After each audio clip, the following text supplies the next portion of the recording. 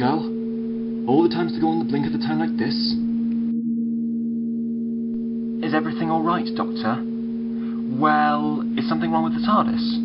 No. But something's wrong somewhere.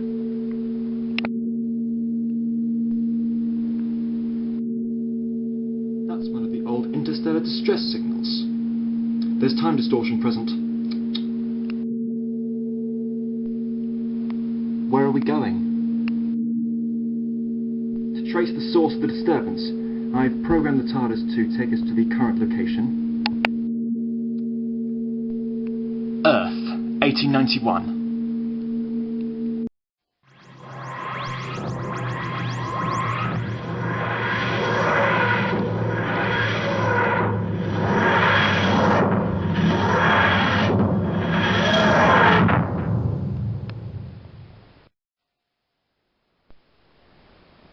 It's an old house.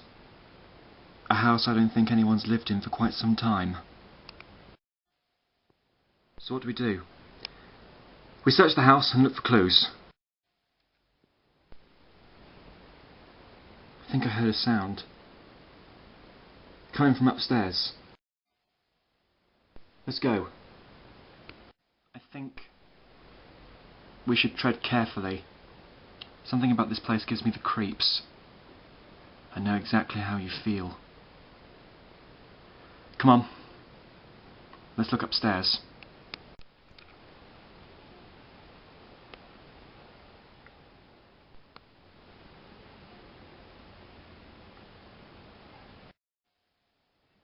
We'll wait until it's light, but time, I said we'll wait! Someone's coming upstairs. We must hide, quickly. I think the noise was coming from here somehow. Well, let's try the bedroom.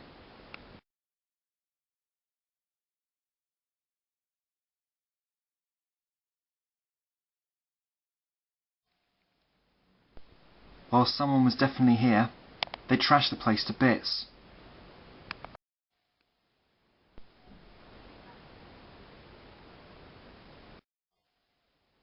Poor chap.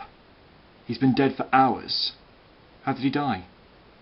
He was shot with some form of sonic blaster. His internal organs have been disrupted by sound waves. Well, my guess is he must have died trying to protect something.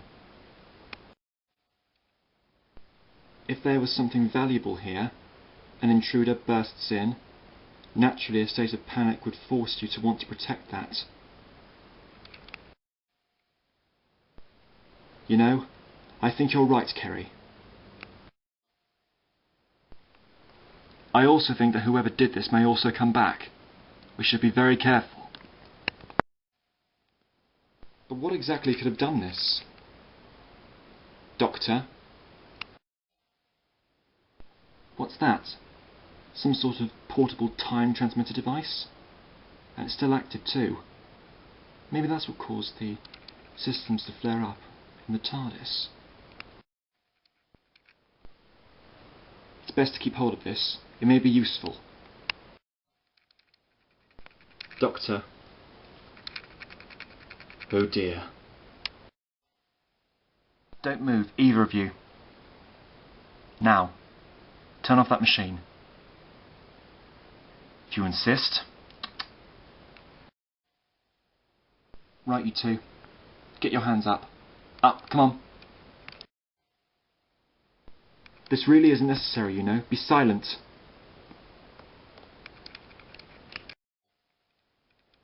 So, you are the man. Outwardly so innocent looking and yet capable of such crimes. Who would ever know?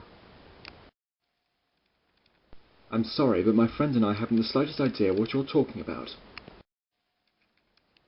You have said and done enough. The time has come for your execution. Execution? What am I supposed to have done? Those are our orders. Might I ask whose orders? It is of no concern of yours. Shura.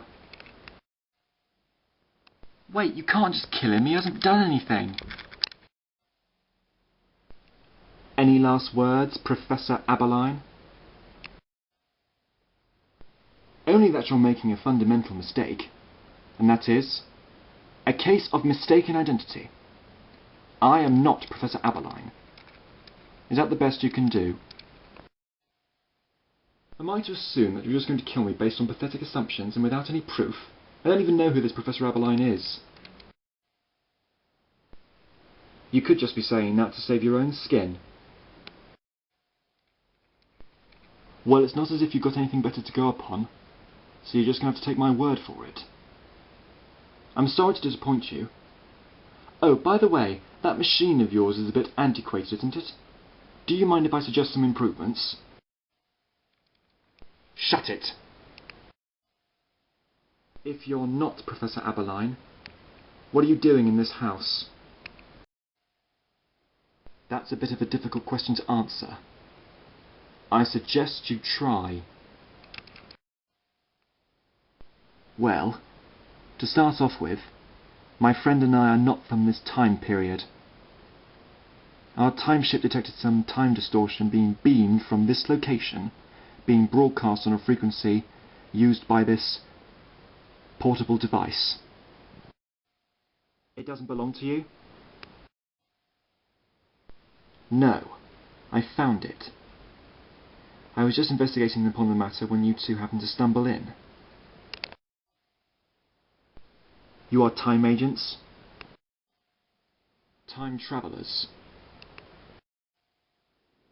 How's that possible? You have your own time ship? Well, Doctor, in a roundabout sort of way. Now then, I find it very difficult to have conversations with people if they're pointing a gun at me. So why don't you just put it down, and we can talk sensibly. Does that sound reasonable? Thank you. Now, how did you come to be here? The state of which our planet was being run, in the time period we were in, was horrendous. It was on a separate secret government's decision that the only way to change the future was to alter the past. So we've travelled back to the exact point in time where time changed, and hope to put it to rights. But what happened? Professor Aberline happened. He is a representative of a decorative, diminutive cult known as the Black Scorpion. The Tong of the Black Scorpion, of course. Is anyone going to start talking sense around here? Who are the Tong? A Chinese cult that followed the ancient god Weng-Chiang. But Weng-Chiang was in actual fact a man from the future called Magnus Greel. And now he's come back. Impossible. He was killed in his own machine. No, it's someone else. But whoever it is definitely isn't from this time period.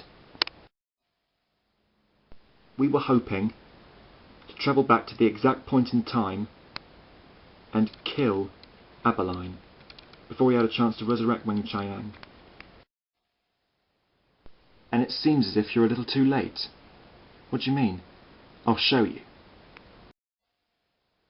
Oh no. They've taken everything. They've taken every compartment. It appears we're too late. We failed. Sorry, I'm a bit slow. What exactly did they take? Components or parts needed to construct a distillation chamber. A what? A distillation chamber, a machine that feeds off the life force of other beings. Greel was draining off the life essence of other beings in order to survive. But it destroyed him. So what's of all this fuss if he's dead? Oh no. Doctor? Well, there's a possibility that by reversing the energy matrix, Greel's body could be reconstituted. Reconstituted? What? There's a possibility that Magnus Greel could be brought back to life. But that's incredible. Do you think they could do it?